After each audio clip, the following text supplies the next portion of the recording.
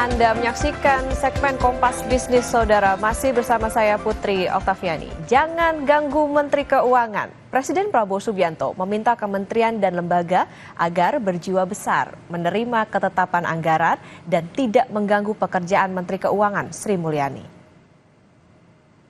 Di akhir tahun 2024, Presiden Prabowo kembali meminta penghematan anggaran di kementerian dan lembaga. Kemungkinan ada kementerian dan lembaga yang tidak menerima anggaran seperti yang diinginkan. Setelah menjadi presiden, Prabowo banyak mengkalkulasi kebutuhan dana untuk membiayai program-program prioritas, terutama saat APBN terbatas. Tapi saya minta kebesaran jiwa dalam arti ini. Ada prioritas kita. Ya, jadi mungkin KL sebagian tidak akan mendapatkan anggaran yang dicita-citakan. Saat ini, nanti kita lihat perkembangannya. Ya, jangan ganggu Menteri Keuangan terus. Karena Menteri Keuangan itu bertanggung jawab pada saya. Waktu saya Menteri Pertahanan, selalu saya dibatasi oleh Menteri Keuangan.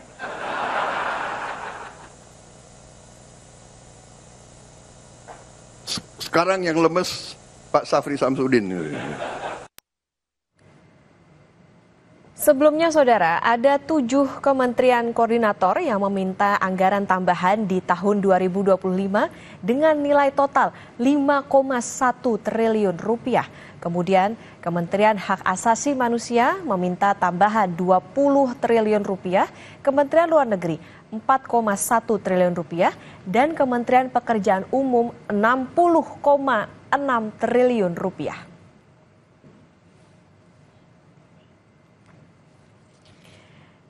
Jangan ganggu Menteri Keuangan Sri Mulyani. Ini instruksi Presiden Prabowo Subianto. Bagaimana kondisi ekonomi Indonesia 1 tahun ke depan setelah kenaikan PPN jadi 12% batal secara umum?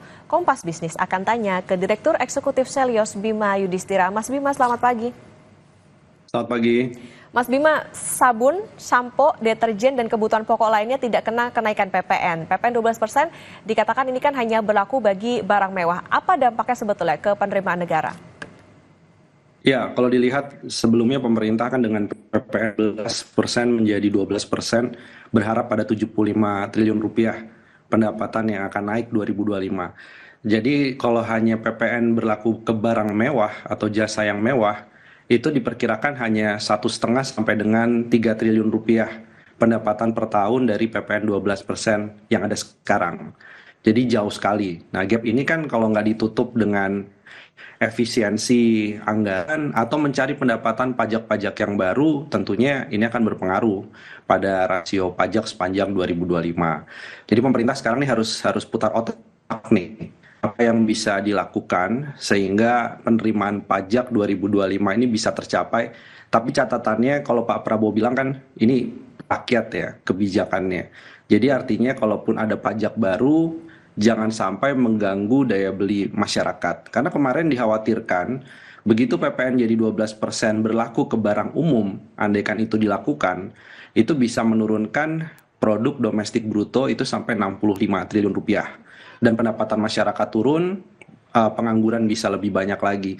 Jadi ini kita lihat sebuah kebijakan yang tepat, PPN 12%-nya batal. Tapi yang harus dicari adalah menggantikan itu penerimaannya dari mana. Nah ini yang masih belum ada gambaran jelas dari sisi pemerintah. Oke, tadi kalau misalnya sebelumnya dengan skema PPN 12% itu secara keseluruhan artinya kan ada tambahan 75 triliun tapi ternyata asumsinya hanya 1,5 sampai 3 triliun rupiah. Artinya kan ini gapnya jauh banget dan tadi Mas Bima bilang soal ada efisiensi. Artinya seberapa besar efisiensi yang dibutuhkan untuk bisa menambal itu tadi Mas Bima? Sementara kementerian banyak yang minta tambahan anggaran. Ya, memang salah satu efisiensi yang paling mudah dilakukan dari internal belanja pemerintah pusat dulu. Contohnya misalnya kita apresiasi perjalanan dinas kalau yang tidak terlalu urgent ya, mungkin bukan urusan Kementerian Luar Negeri atau diplomasi dagang, itu bisa ditunda dulu, bisa dikurangi. Itu juga penghematan yang cukup besar. Tapi ada lagi penghematan lainnya adalah tunjangan-tunjangan, belanja-belanja pegawai. Ini karena dalam 10 tahun belanja pegawai salah satu komponen belanja pemerintah pusat yang kenaikannya cukup tinggi. Belum lagi yang harus dikurangi adalah sebenarnya belanja pembayaran bunga utang. Nah, ini pemerintah harus berpikir caranya gimana belanja bunga utang ini bisa menurun, bisa mungkin digantikan dengan debt swap atau pertukaran program bayar bank 550 triliun tahun 2025. Artinya dari sisi program prioritas, pemerintah pun masih punya ruang untuk melakukan seleksi. Misalnya makan bergizi gratis, kita tahu itu adalah program yang mengantarkan Pak Prabowo Gibran menjadi presiden salah satunya. Tapi di sisi yang lain, sebenarnya efisiensi dari makan bergizi gratis, dan kalau dicoba dulu di daerah 3T sebelum ke seluruh Indonesia, itu pun 71 triliun masih banyak yang bisa dilakukan penghematan. Jadi MBG-nya jalan, makan bergizi gratisnya jalan, tapi dari sisi ongkos biaya distribusi itu juga terjadi penghematan. Meskipun MBG adalah program yang prioritas. Jadi masih banyak ruang untuk dilakukan efisiensi. Oke, karena ada program prioritas, jadi mau nggak mau harus berkorban nih, harus ada efisiensi terutama di kementerian lembaga. Mas Bima, pertanyaan selanjutnya tentang PPN batal secara umum, ini adalah bagaimana ke dampak soal daya beli dan juga bagaimana dengan pertumbuhan ekonomi ke depan? Ya, ini sekali lagi adalah kebijakan yang memang harus diambil. Karena masyarakat memang belum siap menghadapi PPN 12% berlaku ke barang-barang dan jasa secara umum.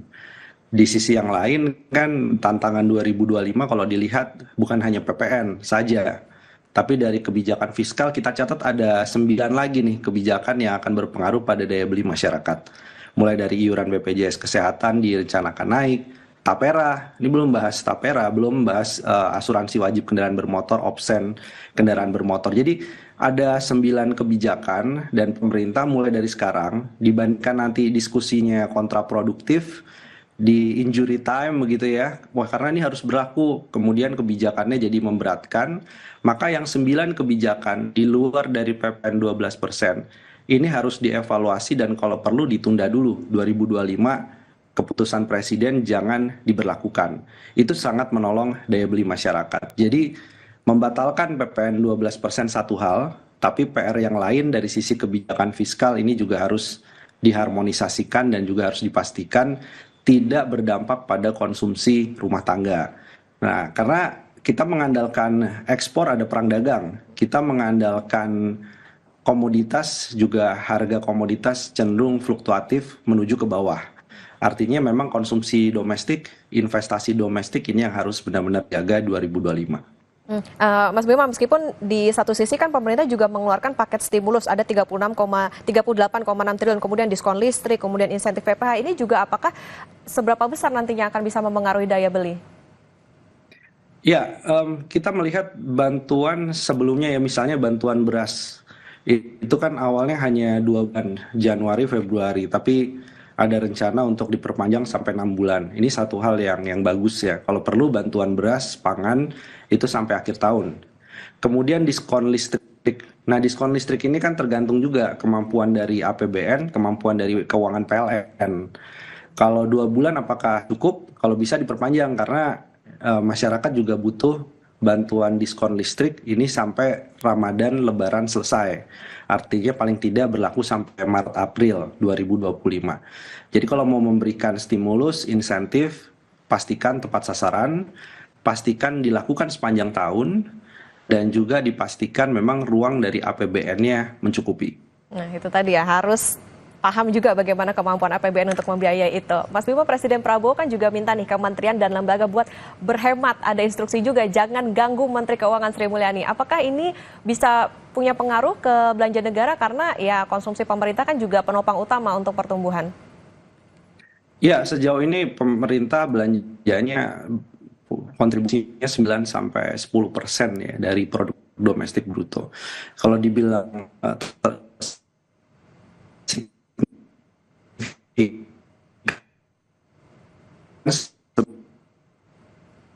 Ya, Mas Bima?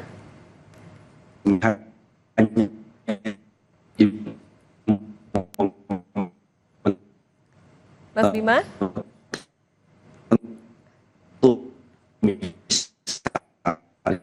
Kemarin. Ya, baik, nampaknya kami mengalami gangguan jaringan dengan Mas Bima Yudhistira.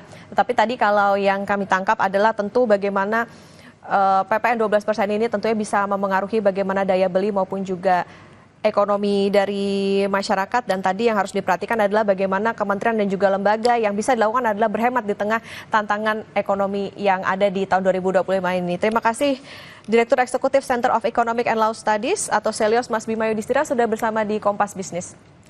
Ya saudara, tahun 2024 perdagangan di pasar modal ditutup menguat di level Rp7.079 atau menguat 0,62%.